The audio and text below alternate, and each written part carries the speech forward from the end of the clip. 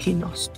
One of the first concepts of attachment that we look at is when adults actually mimic the facial expressions of babies. I want you to think back about when your child was really young and they started at around 8 to 12 weeks to smile at you.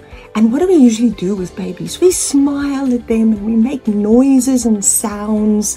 But when they cry, we will also pull a crying face, like, what is wrong? And that communicates to the child that the person who is in front of them actually understands what they are feeling. What's fascinating about this is, on a brain level, this is the foundation of the development of empathy. Because when you make the face, the sad face, when I've got a sad face, then you obviously understand that I'm feeling sad now. And that actually develops a specific part in the brain responsible for the development of empathy.